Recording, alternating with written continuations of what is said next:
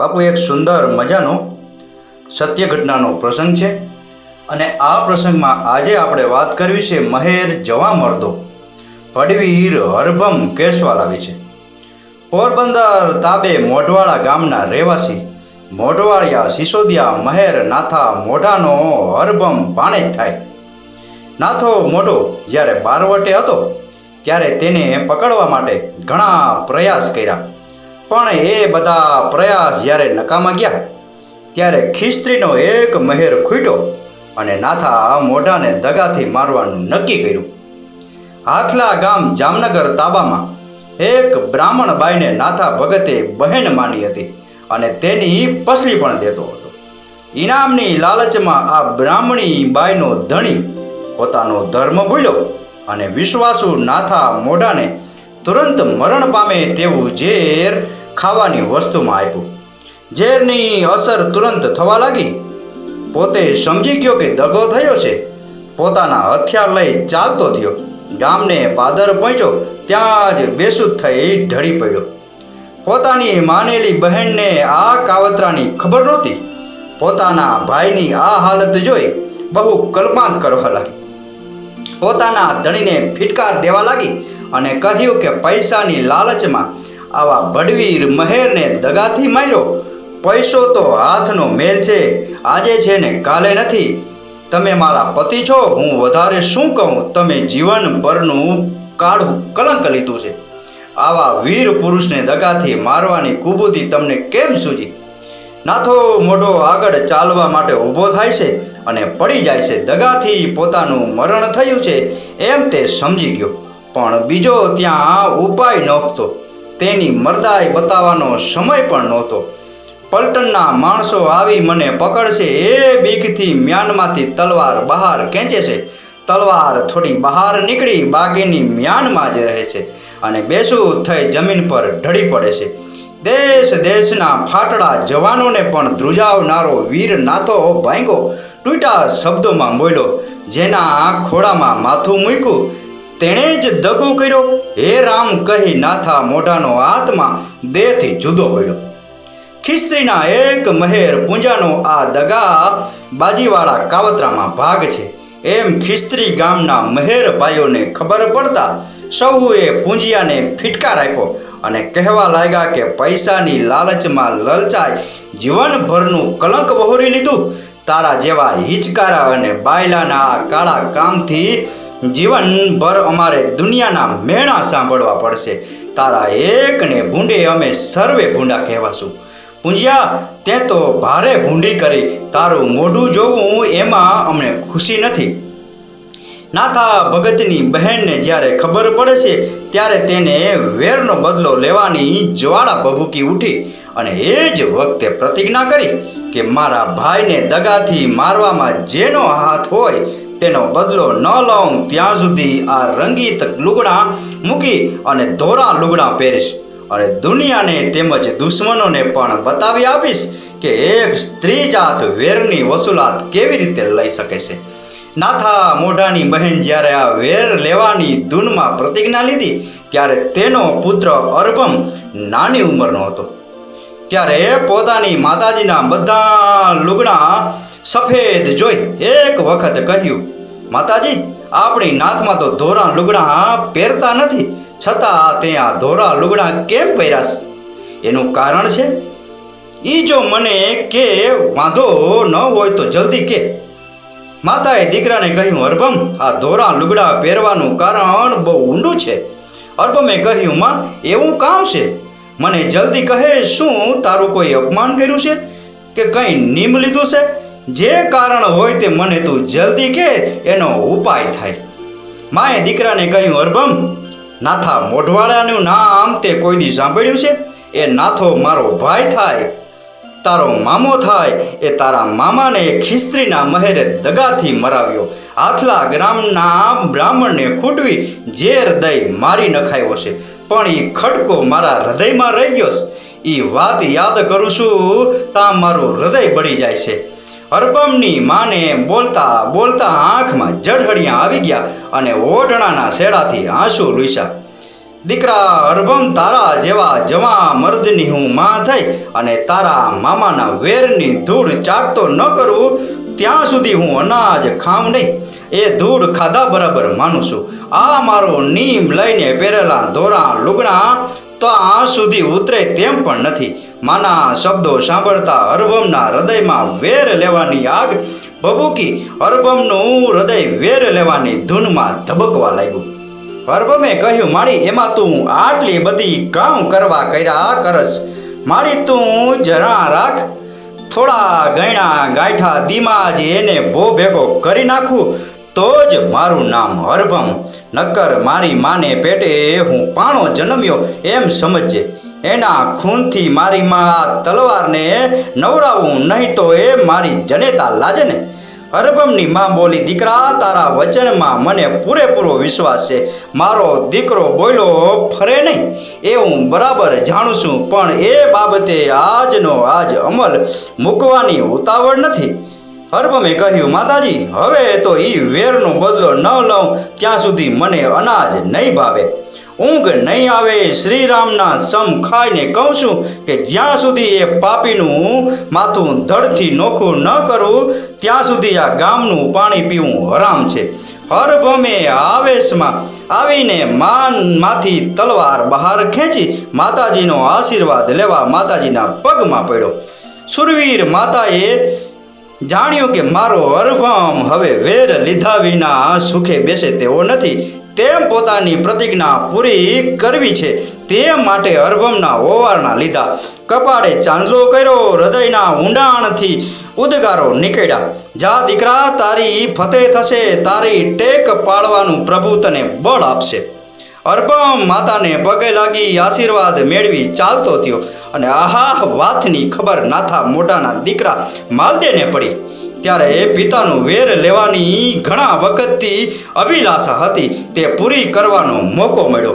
અરભમ અને માલદેવ વેર લેવાની ધૂનમાં બહાર પડ્યા.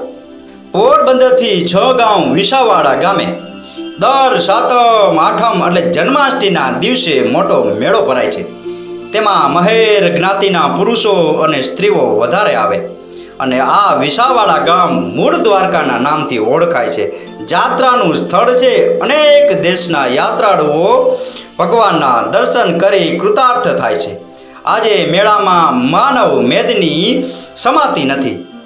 અનેક સ્ત્રીઓ પુરુષો આવજાવ કરે છે. કોઈ ભગવાનના દર્શન કરવામાં મગ્ન છે, કોઈ જ્ઞાનવાવમાં નાઈ પાપનું નિવારણ કરે છે, કોઈ મહેર જ્ઞાતિના યુવાનોની ટોળીઓ આનંદથી દુહાઓ લલકારી રહી છે અને અરસ પરસ પ્રત્યુત્તર આપી રહ્યા છે. એમ દરેક સ્ત્રીઓ અને પુરુષોના મુખારવિંદ ઉપર આનંદ અને ઉલ્લાસની છાયા છવાઈ રહી છે. અને આ મેળામાં વીર અરભમ તથા માલદેવ આવે છે. છેવટના ભગવાનના દર્શન કરવાની અભિલાષા છે. જ્ઞાનવાવમાં નાઈ ભગવાનના દર્શન કરે છે અને કહે છે કે હે ત્રિલોકના નાથ, અમે આજથી અમારું કુટુંબ ઘરબાર ત્યજ્યું છે, અમારા સગા સંબંધીઓનો સ્નેહ ત્યજ્યો છે. હે પ્રભુ, હવે સાચો સગો તું જ છે, તારું જ શરણ છે. હે નાથ, અમારી પત રાખજે. અરભમ અને માલદેવ દર્શન કરી મંદિર બહાર નીકળે છે. ઓળખાણવાળા મહેર ભાઈઓ સાથે રામરામી કરતા જાય છે અને મેળામાં આગળ ચાલ્યા જાય છે. ત્યાં ખિસ્ત્રી ગામનો રહીશ મેર પબો તથા તેના સોબતીઓ મેળાની મોજ માણતા આવ્યા છે અને યુવાનીના મદમાં છકી ગયેલો તેમજ તેના સોબતીઓનું બળ પણ પૂરેપૂરું છે એમ ધારી અને અરભમ કે જેની ઉંમર હજી નાની છે, મૂછનો દોરો ફૂટતો આવે છે, એવા યુવાનને જોઈ પબાએ પડકારો કર્યો, ઓલા તારી માં તો ધોરા પહેરીને રીએ છે અને તેના મેળામાં મોજું માણવા આવ્યો છે. આ મેળામાં તારું કામ છે? મેળામાં આંટા દેવા એ તો મર્દ બચ્ચાના કામ છે. તારા જેવા નમાલા મહેર આંટા દે એમાં મેળો લજાય છે. અરભમ અને માલદેવને તો આ માર્મિક વચન સાંભળતા જ પગથી માથા સુધી ઝાડ નીકળી ગઈ. અરભમે પડકાર કર્યો, દીકરા પબડા, થા પાડ્યો. મારી માને આજ દી સુધી ઘણા મેણા ટોણા સંભળાવ્યા, હું આજ એનો બદલો લેવા માટે આવ્યો છું. પબો બોલ્યો, તારે જીવવું હોય તો મેળામાંથી આયલો જા, નક્કર તારી માં વાટ જોશે. તું પાણિયારીનો છે એ મને ખબર છે. અને હરભમ બોલ્યો કે એ પબીણા, તું હવે જાજી વાતું કરવાનું રહેવા દે. આજ મારે તારી માટીઆઈ જોવી છે. થા તૈયાર. વળી કહેતો નહીં કે મને છેતરીને માર્યો. મારી માના અપમાનની વસૂલાત કેવી રીતે લઉં છું તેની હમણાં જ તને ખાતરી કરાવી આપું. હરભમે માલદેવ તરફ ઇશારો કર્યો અને કહ્યું કે ખબરદાર, અમારી બેની વચ્ચે તું કૂદી પડતો નહીં, નક્કર ઈ બદલો કહેશે કે બે જણાએ મને જ માર્યો. આજ તો વડિયાની રમત છે. તારે જોવા કરવાનું. તારી મરદાય જોવાનો વખત પણ વહેલો આવે છે. ઉતાવળો થાજેમાં. પબાના ખંભા ઉપર નવો ધજારો કર બાંધાયેલો ધૂમટાનો પડ્યો હતો. તેનો એક તરફ ઘા કરી દીધો અને મ્યાનમાંથી તલવાર ખેંચી હરભમની સામે દોડ્યો. હરભમ ઉપર તલવારનો ઘા કરવા જાય છે તો એ પહેલા જ હરભમની બંદૂકની ગોળીઓ છૂટી અને પબાના પેટમાં થઈ સડેલાટ સોંસરવી ગઈ. પબો જમીન પર પડ્યો. પોતે ગામમાંથી ભાત જમીને આવ્યો હશે તેની પેટમાંથી પાલી એક ભાત નીકળી પડ્યો. હરભમ તેની પાસે ગયો અને પોતાની તલવારને પબાના લોહીનું જાડીદાન આપ્યું અને કહ્યું કે પબડા, મારી માએ જે ધોળા લુગડા પહેર્યા હતા ને એ હવે આજથી બદલાય છે અને મારી માની પ્રતિજ્ઞા આજે પૂરી થાય છે. પડકારી પબાને માર્યો. મેળા માય કાંપવા લાગ્યા. કંઈક તારી હાંકલ સાંભળી હરભમ ખૂની ખાનતલા જામથી જરવાણા નહીં રાખ્યા. રાતડીએ દેશ છતાં તે દાબમાં. રાતડીએ રમત માંડી વેચાતા લીધા વેર. વિસાવાડાના ચોકમાં માયરો પબડો મેર.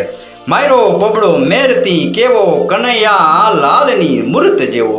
મુવો મહેરને અસ્ત્રી રાંડી. રાતડીએ તો રમત માંડી. પબડાના જુવાન જોધ જેવા સોગતીઓ કડિયાળી ડાંગો લઈ અને પાસે ઊભા હતા. તેમને કોઈએ હરભમની પડખે ચડવાની હિંમત ચાલી નહીં. અસંખ્ય માનવ મેદનીમાંથી ભડવીર હરભમ અને માલદેવ બે ચાર બંદૂકોના અવાજ કરી નિડરપણે ચાલ્યા જાય છે અને પકડવાની હિંમત કોઈની રહી નહીં. મરણિયા બનેલા માલદેવ તથા હરભમ ત્યાંથી બહાર વટે નીકળે છે અને તેમની માતાજીને સંદેશો કહેડાવે છે કે તારી ટેક પૂરી થાય છે.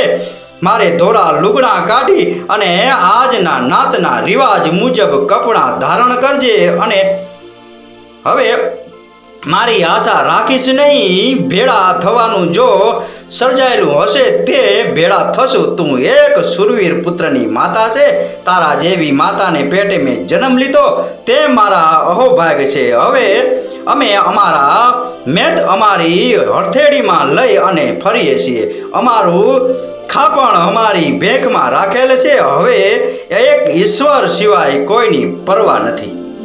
હું મારું બારવટું નીતિથી ખેડીશ અને જગતને ખાતરી કરી આપીશ કે એક મહેર બચ્ચો કેવી રીતે જીવી જાણે છે અને કેવી રીતે મરી જાણે છે. હવે મને જીવવાનો મોહ નથી, તેમ મરવાનો ખેદ પણ નથી. માતા, હવે વાણી દ્વારા મારા તને છેલ્લા પ્રણામ છે. આ પ્રમાણે હરભમ અને માલદેવ તેમની માતાને સંદેશો દેવડાવી રવાના થાય છે અને તેમણે 10 વર્ષ સુધી બહાદુરી ભરેલું બારવટું કર્યું. તેમનું બારવટું નીતિનું હતું. હરભમ જાનને લૂંટતો નહીં, સ્ત્રીઓને લૂંટતો નહીં, તેમજ બ્રાહ્મણો અને સાધુ સંતોને દાન આપતો. ગામમાં જઈ નિર્ભયપણે બ્રહ્મપુરી જમાડતો અને બ્રાહ્મણોને દક્ષિણા આપતો. હરભમ અને માલદેવ પાસે સારામાં સારી ઘોડીઓ હતી અને તેઓ પોતાની પાસે ખરે વખતે માથા આપે તેવા વીર પુરુષોની એક ટોળી હતી. તેઓ પણ ઘોડા રાખતા અને કોઈ ગામ લૂંટવું હોય ત્યારે બધા જ ઘોડાથી જ જાતા અને ગામ ભાંગી અને સેંકડો માઇલ દૂર પાછા પોતાને રહેઠાણે આવતા. બરડા ડુંગરમાં માલક નામના ડુંગરના પેટાળમાં રહેવાનું તેમનું સ્થળ હતું અને જાહેર રીતે ત્યાં રહેતા હતા. ગેંડા ઘાલું ગળગજે માલક પેટા માય તે લગાડી લાય હનુમંત વારી. હરભમનું શરીર કદાવર તેમજ સ્ફૂર્તિવાળું હતું. દોડતા કૂદવામાં તે વખતમાં તેમની બરાબરી કોઈ ઊભી શકે તેમ નહોતું. માલદેવનું શરીર વજનદાર હતું. કોઈ સ્થળે દોડવાનું કૂદવાનું આવે ત્યારે હરભમને માલદેવની વાટ જોઈ અને ઊભું રહેવું પડતું. હરભમ 3-4 ગાંવ સુધી તો પૂરજોશમાં દોડતો પણ થાકતો નહીં. હરભમ અને માલદેવને પકડવા માટે પોરબંદર, જામનગર, જૂનાગઢ અને ગોંડલ રાજ્યની પોલીસ પાર્ટી ફર્યા કરતી હતી અને એને પકડી લાવવા માટે મોટી ઇનામની રકમ આપવાનું જાહેર કર્યું હતું. એક વખત માલદેવ અને હરભમ એના માણસો આરામમાં બેઠા હતા. ત્યાં ઓચિંતા પલટણના માણસોએ હલ્લો કર્યો.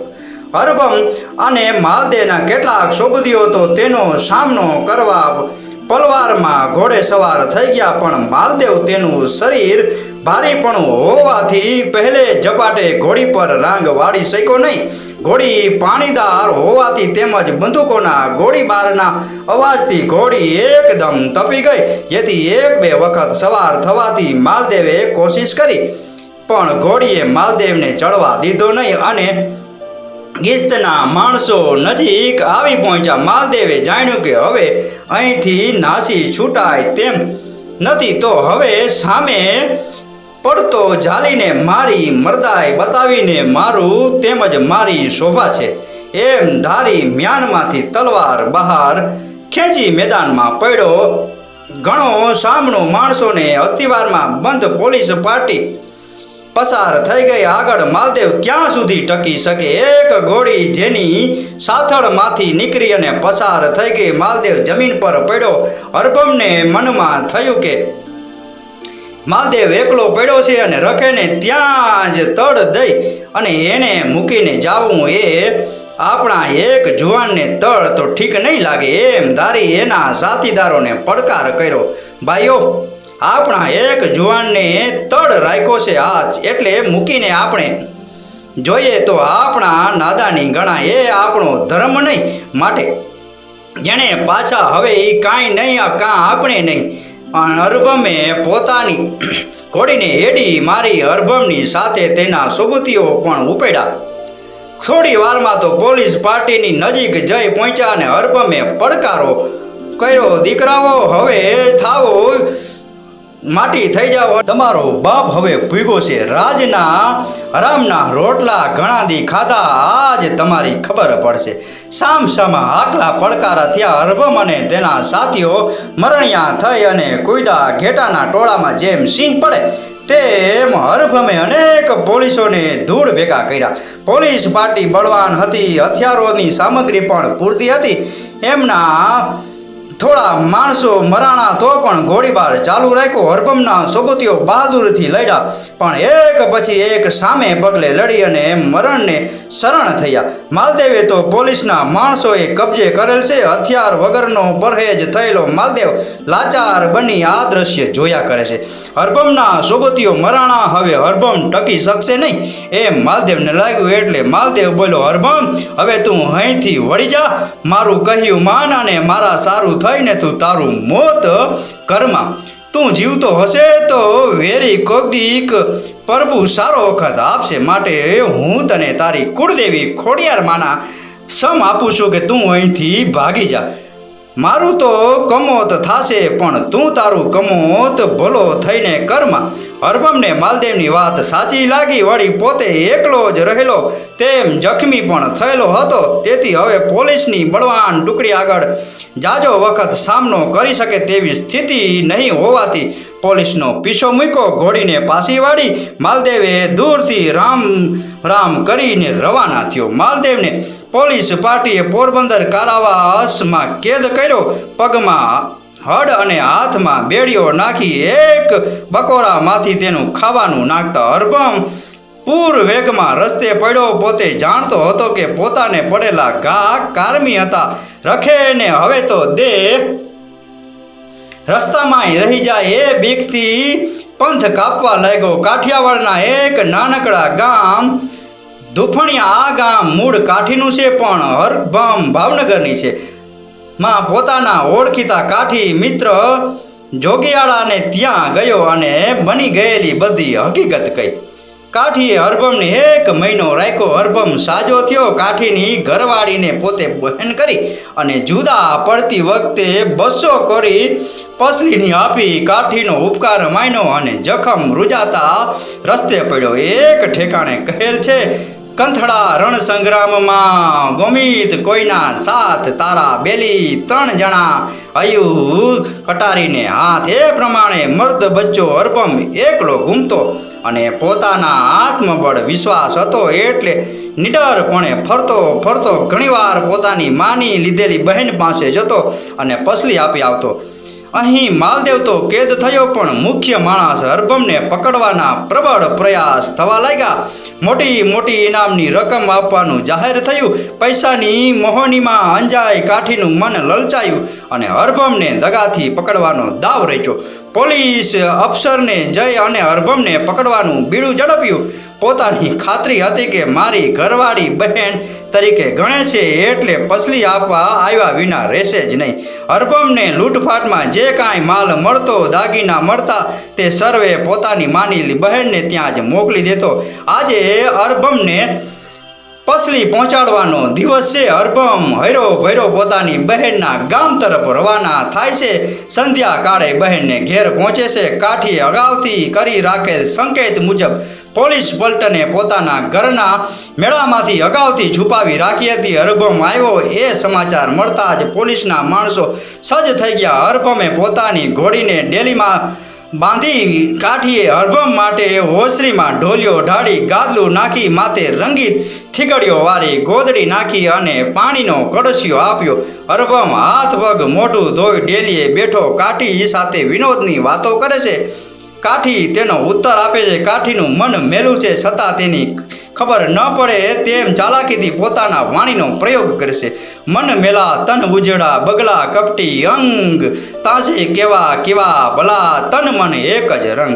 વાળું તૈયાર થયા. કાઠિયાણીએ બહાર આવી કહ્યું, ભાઈ પધારો, વાળું તૈયાર છે. અર્ભમ ઉઠો, પોતાના તલવાર પોતાની સાથે જ લીધી. કાઠીએ બોલ્યા, અર્ભમભાઈ તલવાર લાવો, હું ખીટીએ ટીંગાડી દઉં. અર્ભમે કહ્યું, ભાઈ તલવાર રેઠા મુકાય, એ તો પોતાની પાસે જ રખાય. રસોડામાં આગળ ચાકરો નાખ્યો હતો, એ ઉપર વિરાસન વાળી અર્ભમ જમવા બેઠો. ડાબા પડખામાં તલવાર પડી છે. કાઠીને ઊભેલો જોઈ અર્ભમ બોલ્યો, કાંઈ તું કેમ ઊભો છે? બેસ જમવા. કાઠી બોલ્યો, અર્ભમજી મને આજે ઠીક નથી, તેથી હું તો નહીં જમું, તમે જમો. અર્ભમ બોલ્યો, હું આ લાપસી એકલો જમું ઈ તો ઠીક નથી, પછી હવે તારી મરજી. અર્ભમ કાઠિયાણી સામે જોઈ બોલ્યો, બહેન હું હવે જમું, તમે સારું થઈ આવી ભાંજડાને, પણ પછી તારો પણ ગણજે કેમ ભૂલાય. બહેન આ બદલો હું કેદી વાળી શકીશ, પણ બહેન આલુ ફેરે તો એને લૂંટમાં એક ડોકમાં ફેરવાનો દાગીનો જેડો ઈ તારા સારું જ રાખ્યો છે, તું ઈ રાખ. એમ કહી અર્ભમ ભેટાઈમાંથી દાગીનો કાઢીને બહાર તરફ ફેંકે છે. લે બેન, આ વખતની આ તારી પસલી, હવે ત્યાં વળી જીવતા રહ્યા તો ભેગા થાશું. કાઠિયાણી બોલી, ભાઈ એમ કાં બોલ, તારા જેવા તો માના જેણા ભાઈ પણ ન હોય. આ તારી 20 તોલા સોનાની પાવલા કંઠીમાંથી વર્ષો સુધી મેમાયું ખવડાવી તોય ખૂટે નહીં. અર્ભમ બોલ્યો, આવા તો ઘણાય દાગીના આવે ને જાય, મારી ઈ રીએ નહીં. હું તો કોઈ ગરીબનું ભૂલવું મળે અને એને પણ આપી દઉં, અમારું રાખી શું કરવું હોય. કાઠિયાણી બોલી, ભાઈ હવે તું વાતું બધી આજે કર, નિરાતે જમી લે. અર્ભમ કાઠી તરફ નજર કરે છે અને મનમાં વિચાર કરે છે કે આ કાઠી કોઈ દી મારી ભેગો જમ્યા વિના રહે નહીં, કોઈ દી મને એકલાને જમાડે નહીં, અને આજ છેટે ઊભો છે એનું કારણ કામ હશે. એની આંખમાં ચક્કર વકર થાય છે, એ શું હશે? ગમે એ હોય પણ આજ એના જીવને નિરાંત નથી. અર્ભમ મોઢામાં કોળીઓ મૂકવા જાય છે, ત્યાં સિપાહીઓને નીચે ઉતરવાનો ખડખડાટ થતાં અર્ભમને વહેમ ગયો. કોળીઓ હાથમાં છે અને પાછું વળીને જુએ છે તો હથિયારબંધ પોલીસ માણસો સડસડાટ મેળામાંથી નીચે ઉતરવા માંડ્યા. અર્ભમે કોળીઓ પાછો તાંસરીમાં રાખ્યો અને આવેશમાં હાથ જોડી તુરંત ઊભો થયો.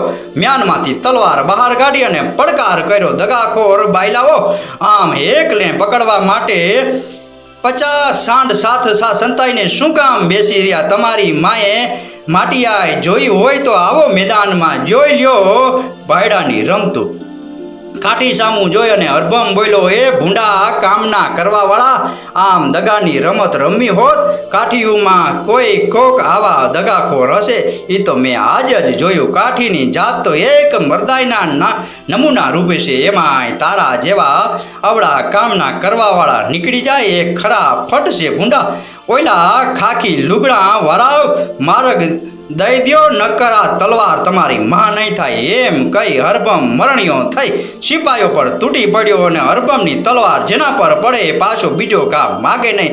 30-40 ને તો ત્યાં જ ઠાર કર્યા અને ત્યાંથી ભાગી જવા બારણા તરફ દોડ્યો. પણ હરભમને ખબર નહોતી કે કાઠીએ 50 માણસને મેળામાં છુપાવ્યા હતા અને 50 બીજા ઘરના પછવાડાને વાડામાં કુવાડમાં હાડા છુપાવ્યા હતા. વાડાના છુપાયેલા માણસો સજ્જ થઈ બારણું રોકી ઊભા રહ્યા ને ત્યાં જ રખેને હરભમે પકડીને ગાંજી જાય છે અને હાથમાંથી જાય છે તો 100 માણસનું નાક કપાય. જેથી બહાર ઊભેલા 50 માણસોએ એક દોરીનો ફાંસલો ગોઠવી રાખે ને હરભમ જે ભેગો ભાગે એ તુરંત જ અટવાઈને પડી જાય. હરભમ અંદરની પોલીસને હરાવી બહાર આવ્યો, દોડ્યો, અંધારામાં ફાંસલામાં સપડાયો અને પડ્યો. પડતા જ પેલો પોલીસે 50 માણસો તેના પર તૂટી પડ્યા. હરભમે છટકવાની ઘણી કોશિશ કરી પણ લાચાર થઈ ગયો અને અંતે કેદ થયો.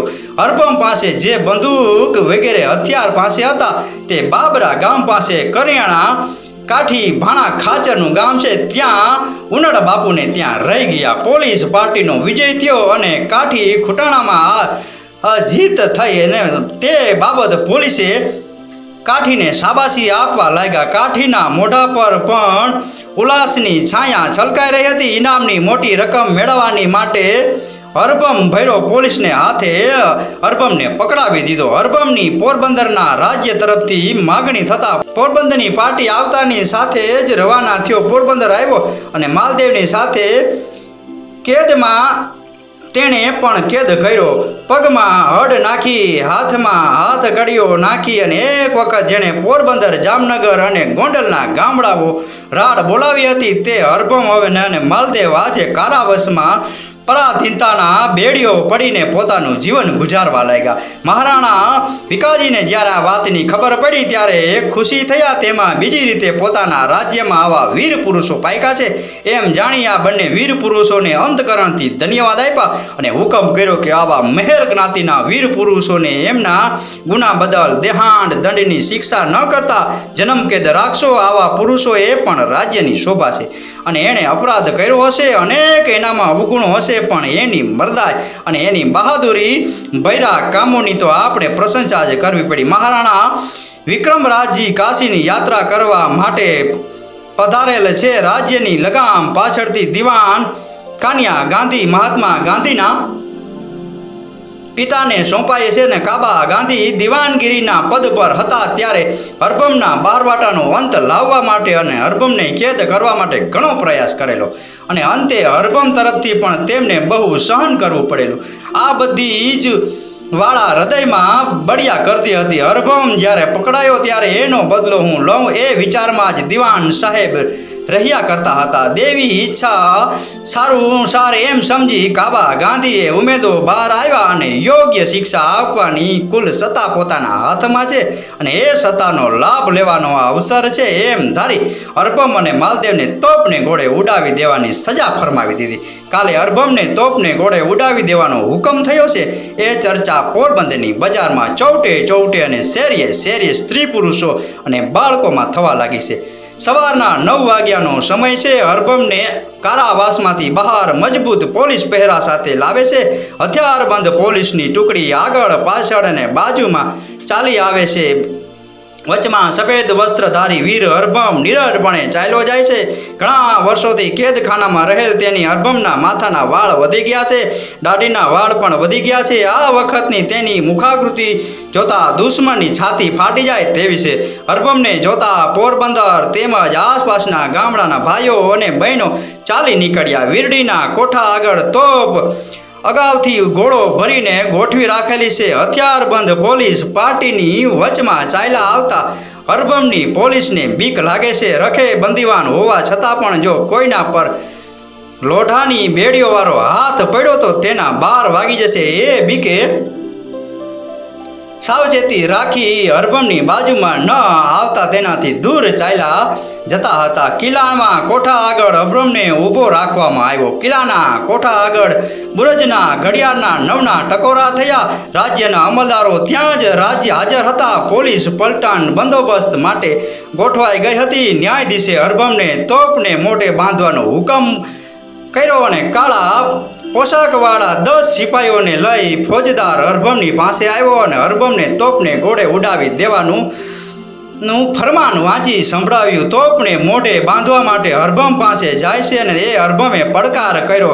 પડકારો થતાં જ હાજમાંથી દોરડું પડી ગયું. હરભમે બોલ્યો, દૂર હટો, પેટ ભરાવ, મને બાંધીને તોપને મોઢે લઈ જવામાં કાંઈ જરૂર છે? હું મારી મેળે જ ત્યાં આવવા તૈયાર છું. મને કંઈ મરવાની બીક નથી. જગતમાં આવ્યા પછી એક વખત તો મરવાનું જ છે. શૂરવીરોના મરણ તો આવી રીતે જ હોય ના.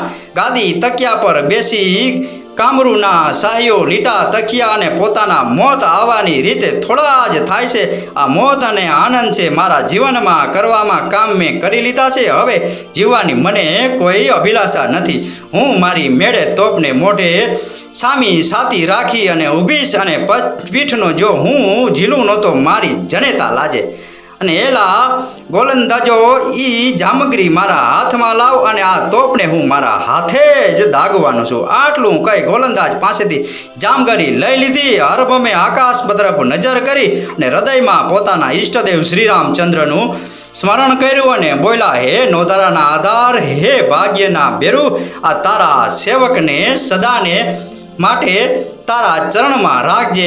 અમારા અપરાધો માફ કરજે. મારા પાસે કોઈ ગરીબને સંતાડ્યો નથી, બાઈઓને બહેનોને જીવને રંજાડ્યા નથી, પણ જુલમે કર્યા નથી. કરનારાઓ જમીન ભેગા કર્યા છે. ગરીબી પાસેથી પણ વ્યાજ અને વ્યાજના વ્યાજ લેવાવાળાને 1 ગણાને 4 ગણા 8 ગણા નાણાં લેનારને ભૂલથી વ્યાજ ખટાવ તેમજ રાજ્યના લૂંટારાઓને નાકે દમ લાવી દીધો. આવડા કામોની તેને શિક્ષા કરી છે. હે અંતર્યામી, આવા અનેક અપરાધોને મેં કર્યા છે.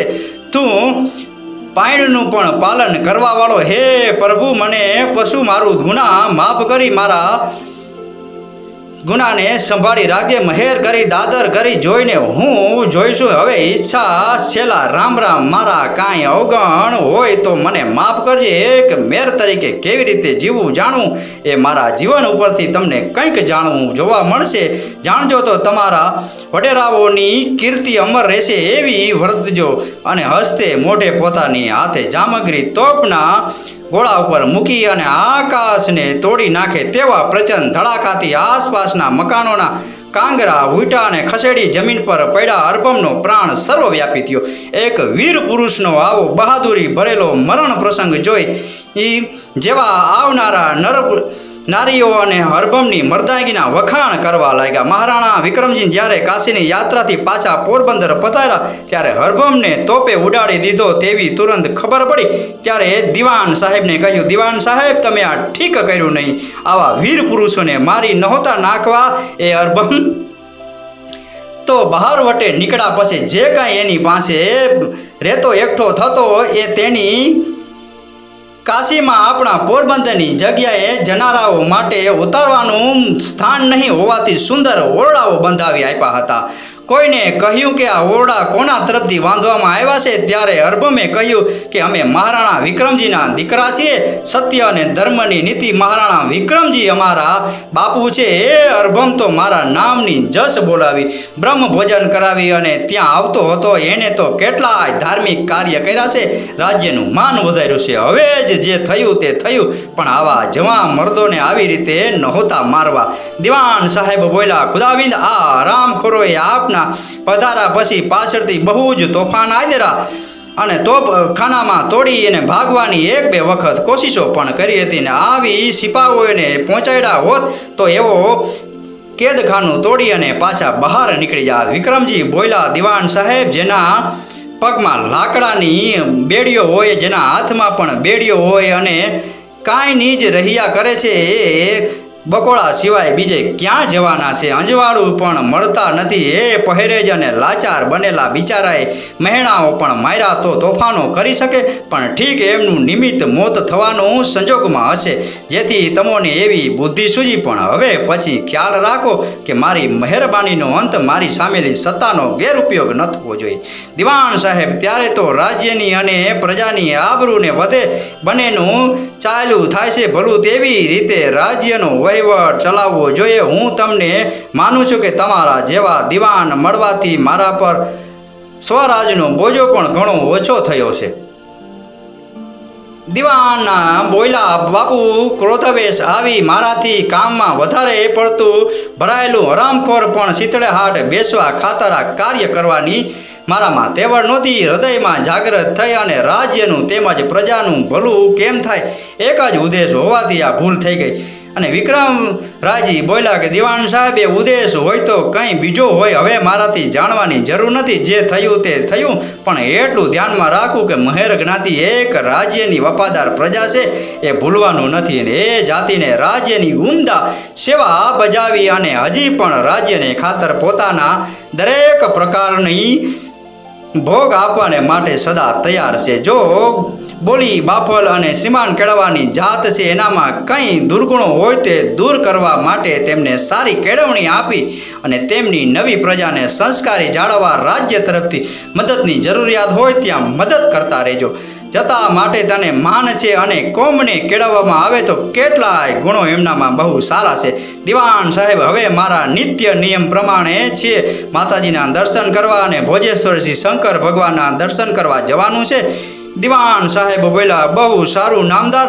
વીર હરભમના મરણ પછી તેની વીરતાના વખાણ ગામે ગામ થવા લાગ્યા. ભાઈઓ અને બહેનો રાસડા અને આજ પણ પર્વતમાં ગાઈ રહ્યા છે. રાસડા સિવાયનું હરભમનું એક કવિતામાં બાજુમાં રજૂ કરવામાં આવેલું છે. પંજા ઝાડકે સિંહ હરભમ ખરો લોંઢકે મામાનું વેર લીધું. મેળામાં મહેરને બંદૂકે માર્યો.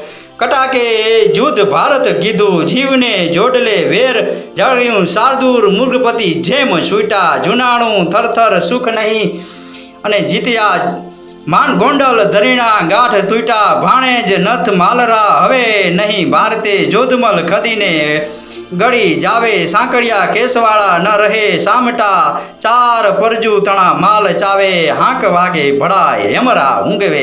ખાંગરા ખાડતલ ખાન ખાના વળી. લંગણ લહણા ડુંગરે લાવડે.